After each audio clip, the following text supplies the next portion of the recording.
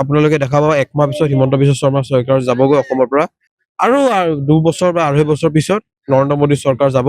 এই নৰেন্দ্ৰ মোদী চৰকাৰৰ আমি বিৰুদ্ধে আমি আছো আৰু তাৰ আমি কেনেকে কাম কৰিব লাগে আমি কাম কৰিম আৰু মানুহৰ ভিতৰত ভয়টো ভাঙিম। প্ৰথম এইটো চাওক, আমাৰ কংগ্ৰেছে যুৱ প্ৰজন্মক আগবঢ়ায়, আমাৰ ইয়াত জেনেৰেশ্যন বনায়, first generation, second generation, third generation বনায়, জেনেৰেশ্যনে তেনেদৰে কাম কৰি গৈছে। আৰু আমাৰ ইয়াত আপোনালোকে দেখা পাইছে এই যোনটো প্ৰাৰ্থী লিষ্ট মই দেখা পালো, প্ৰায় বহুত যুৱক আছে, আমাৰ NSY কৰা আছে, ইউথ কংগ্ৰেছ কৰা আছে।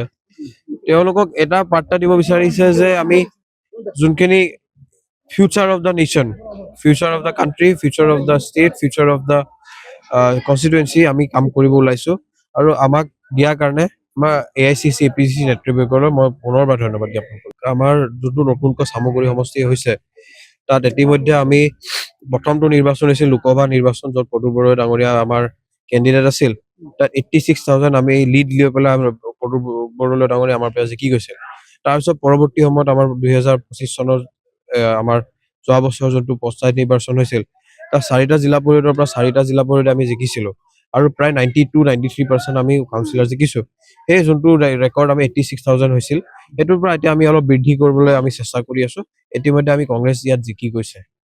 ৰাইজক মই এটাই অনুৰোধ মই কৰিব ওলাইছো যে যোৱা 13টা মাহত যোনটো ডকাইতি কৰি যোনখন বিধায়ক হ'ল, বিধায়ক হৈয়ে সমষ্টিত 100 দিনো অহা নাই। আমাৰ চামগুৰি বিধানসভা সমষ্টি বাহিৰৰ মানুহে বেয়া কৰি দিছে, এইটো আমি দুখিত।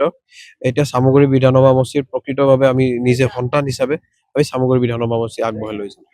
প্ৰথম কামটো হৈছে মই উপ নিৰ্বাচনৰ সময়তো কৈছিলো যে ভয় যোনটো মাজত আছে, ভয়টো ভাঙি দিম। তেতিয়া মানুহে প্ৰতিবাদ কৰিবলৈ ভয় নকৰিব। আৰু ইয়াত অকল চামগুৰি বিধানসভা সমষ্টিয়ে নহয়, প্ৰত্যেকটো গোটেই অসমত আমি ঘূৰিম যে ভয় কিয়।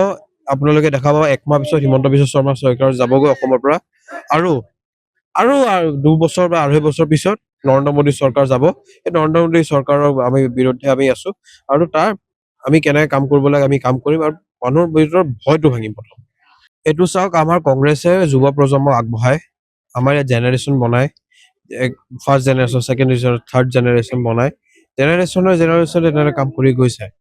আৰু আমাৰ ইয়াত আপোনালোকে দেখা পাইছে এই যোনটো প্ৰাৰ্থী লিষ্ট মই দেখা পালো, প্ৰায় বহুত যুৱক আছে, আমাৰ NSY কৰা আছে, ইউথ কংগ্ৰেছ কৰা আছে।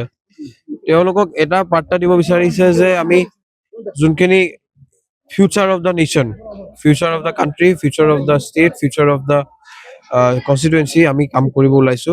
আৰু আমাক দিয়াৰ কাৰণে আমাৰ AICC APCC নেতৃবৰ্গলৈ মই পুনৰবাৰ ধন্যবাদ জ্ঞাপন কৰিম। আপোনালোকে দেখা পাব একমাহ পিছত হিমন্ত বিশ্ব শৰ্মা চৰকাৰ যাবগৈ অসমৰ পৰা আৰু 2 বছৰ বা 2.5 বছৰ পিছত নৰেন্দ্ৰ মোদী চৰকাৰ যাব। এই নৰেন্দ্ৰ মোদী চৰকাৰৰ আমি বিৰুদ্ধে আমি আছো আৰু তাৰ আমি কেনেকে কাম কৰিব লাগে আমি কাম কৰিম আৰু মানুহৰ ভিতৰত ভয়টো ভাঙিম। প্ৰথম